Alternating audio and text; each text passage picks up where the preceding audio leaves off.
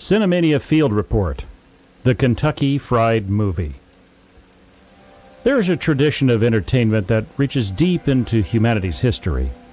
Groups of humans would sit around the fire, consume mind-altering substances, and amuse one another by acting out little skits. Later, humans developed civilization, and with it came formal storytelling venues like theaters. Yet the tradition of fireside skits remained, having evolved into variety shows. And variety shows gave us the highest form of entertainment humanity has yet devised, the Muppet Show. Oh, and they also gave us the sketch comedy film. As with the Muppet Show, the modern sketch comedy film as we know it arose in the 1970s, likewise in response to bored, stoned hominins craving entertainment. And munchies. Oh, there has been sketch comedy television, after all. It was a format ideally suited for the small screen. But in the days before VCRs, a sketch comedy feature was the only way you could see your favorite bits over and over again without having to wait on the whims of some faceless broadcast bureaucrat to deign to do a rerun. This meant you could buy a ticket and see your favorite bits over and over again. You and your fellows could pound some brewskis, toke some J's, and roll over to the local grindhouse. That's the great thing about sketch comedies. They're reels of raunchy little skits and parodies, all made bite-sized for someone with the attention span of a concussed squirrel. You can wander out to the lobby or the kitchen and get lost for half an hour making a killer peanut butter sandwich, man, and still get enough of the show to be able to yuck it up with your buddies afterward. And whatever parts you missed, just go back and see them again, man. And once home video was a thing, you could snag that cassette from the video store and bring it home where you and your crew could get really blitzed. The key thing is that these kinds of movies are something best enjoyed as a tribe.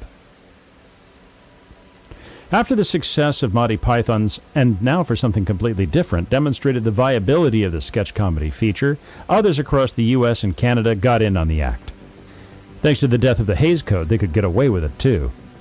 Films emerged like 1972's Everything You Wanted to Know About Sex But Were Afraid to Ask, 1974's The Groove Tube, and 1975's If You Don't Stop It, You'll Go Blind. Notice the theme? Improv groups like Second City and The Groundlings. Television series like Saturday Night Live and SCTV. And all of these would launch so many of the actors we know and loathe today. Jesus, that's a lot of actors. One of these groups was the Kentucky Fried Theater. This was the brainchild of Zaz, David Zucker, Jim Abrams, and Jerry Zucker, who founded their improv theater while attending University of Wisconsin-Madison. This should tell you something about what it means to grow up Jewish in the upper Midwest, but I digress.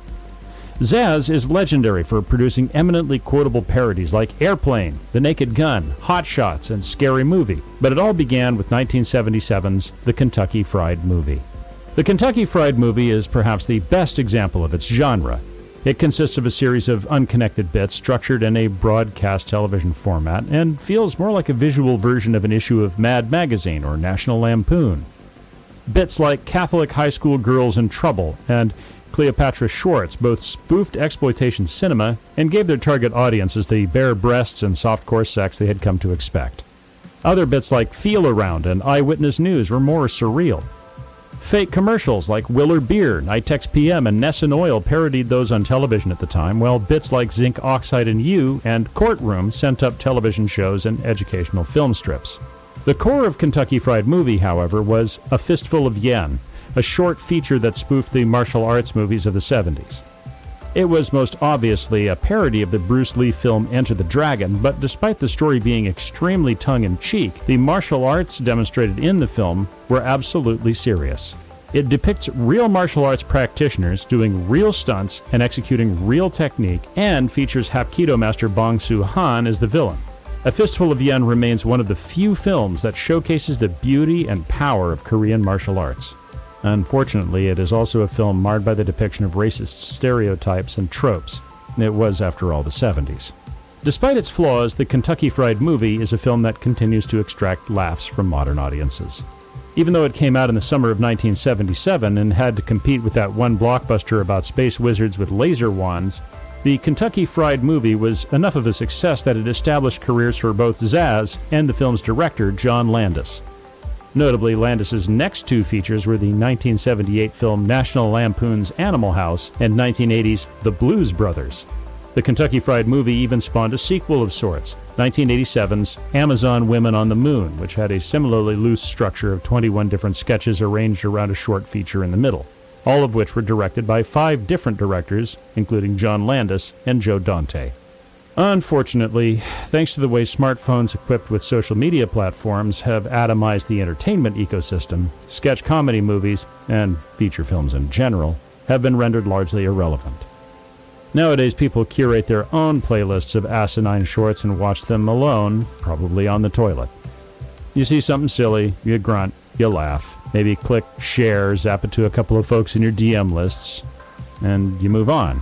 Maybe they send back an emoji. Maybe not. Did they enjoy it? Who's to say? Human-to-human engagement is so 20th century. If there's any genre of movies that has become critically endangered, it's sketch comedy films. Just as one can go into a museum to view the skeletons of mastodons, giant ground sloths, and other megafauna that hominins ate into extinction, streaming video allows one to find examples of this form of entertainment, which means you too can invite over a group of your friends, drink some beers, smoke some bowls, and laugh your asses off. Together. This has been another Cinemania Field Report. This episode is written and performed by Ethan Ireland. Cinemania Field Reports is a product of the Cinemania Society, available wherever you might find quality podcasts. Music by Carl Casey at White Bat Audio. Incidental music and sound courtesy of Epidemic Sound.